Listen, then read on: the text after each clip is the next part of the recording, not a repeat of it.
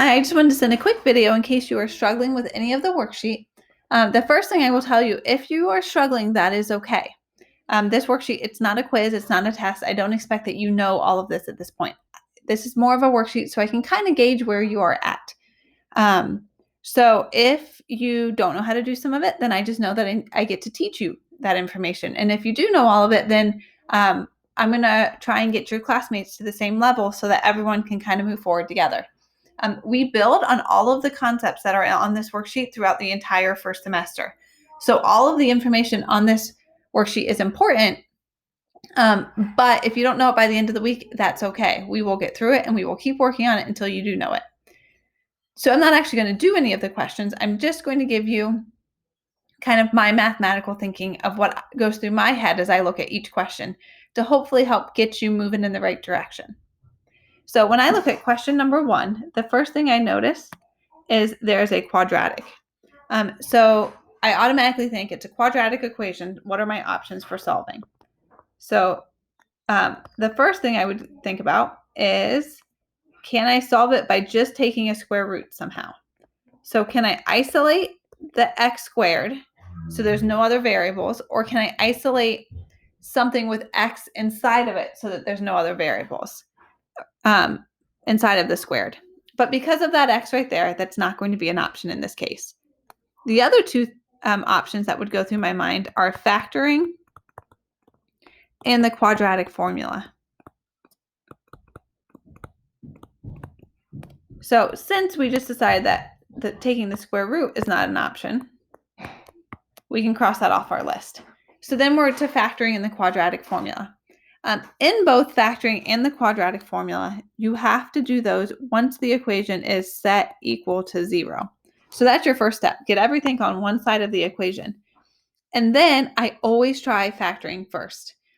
If you are coming out of either Algebra 1 or geometry, factoring is probably something you're a little bit rusty on. And so you might not be very quick at it yet, but we are going to factor so much throughout this year that I promise you will get better. And factoring is one of those skills that you kind of have to practice it to get better at it. So I'm going to encourage you, if something is factorable, to factor it first. Don't always just use the quadratic formula. We have almost an entire chapter where we are going to factor not only quadratics, but higher degree polynomials.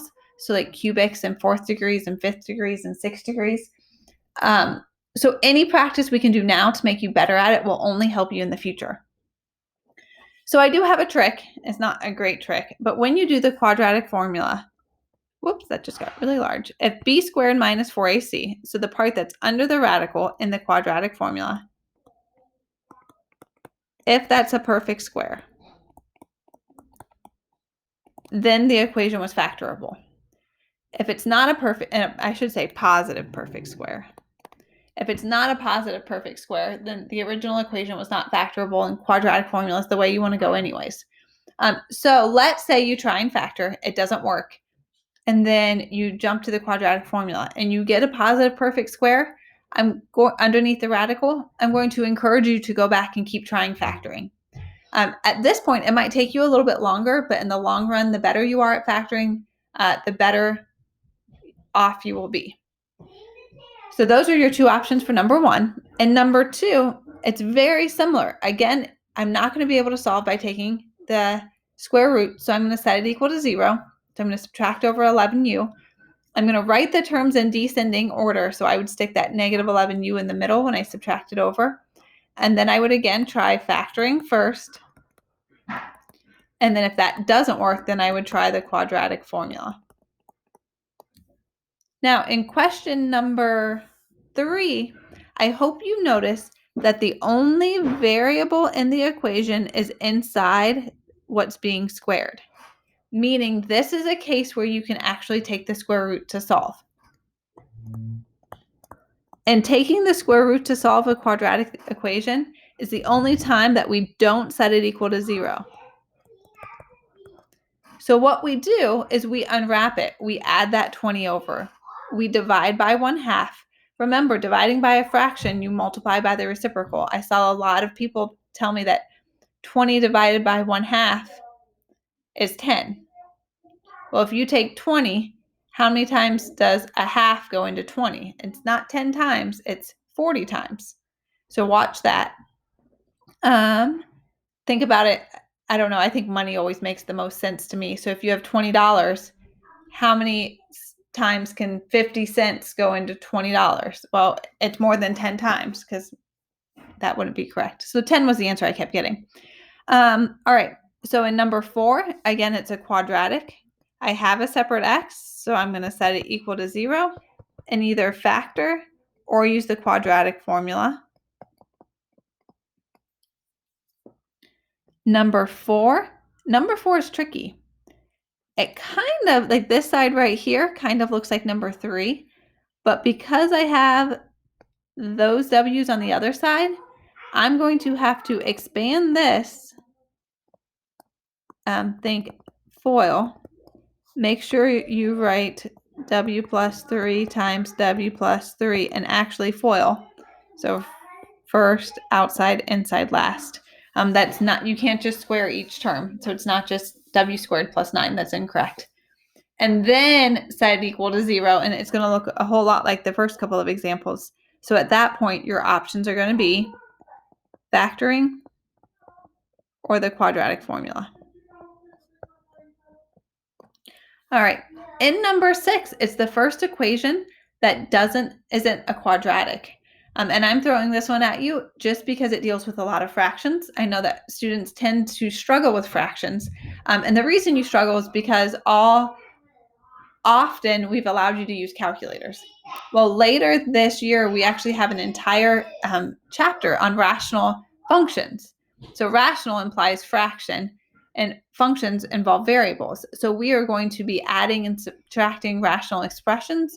So imagine like, whoops, I hit the eraser, 3x plus 5 over x minus 2 plus 6x minus 7 over x plus 3. That's what we're building to. So we want to be able to work with fractions, and it's much easier if we can work with simple numeric fractions and then build a variable. So you have two options. One, you can just work with the fractions, or you can learn to eliminate them. So when I look at my denominators, I have 3, 8, and 5.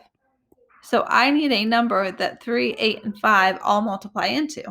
Well, 3 times 8, 24 times 5 is 120. So if you multiply both sides by the LCD,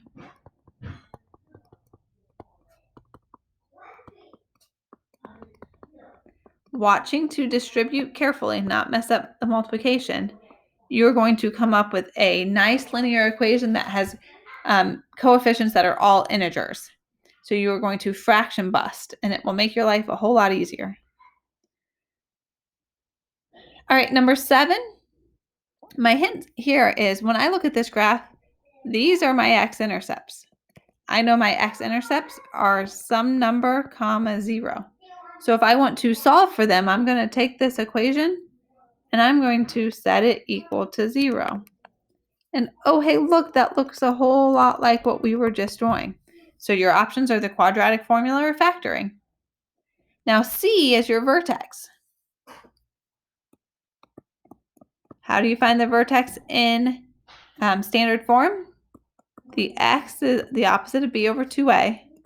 And then you got to plug that back in to find the y. All right, number 8, it says sketch the graph of a quadratic. So as soon as I see the word quadratic, I'm thinking parabola with 2 x-intercepts and a negative leading coefficient. So a negative leading coefficient would mean the number in front of x squared is negative. So I would consider which way does it open?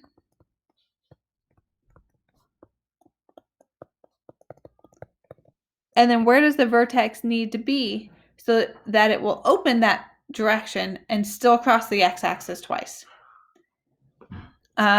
Number 9, sketch the graph of a quadratic function. So again, we have a parabola.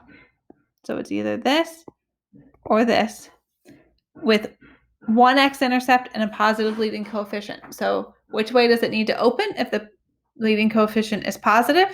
And then how is it possible that it only touches the x-axis one time? So those are my hints there. And then number 10, it says, we are given that function is a quadratic function in standard form, which I know that sometimes you might not know the name of the forms. I tend to write it, like if I'm having you write it a certain way, I like to give you the form. It says, what are the coordinates of the vertex? Well, just like before, negative b over 2a, comma f of negative b over 2a, will give you the coordinates of the vertex. Now, if you take a look at, like if you look at this and you look at this, even though there's not explicitly a number there, I hope you know what number would have to be in front of that x squared.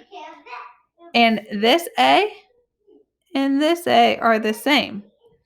So knowing that the a values are the same and that the vertex is typically written as hk, and you know the vertex from part A, that should allow you to write the equation.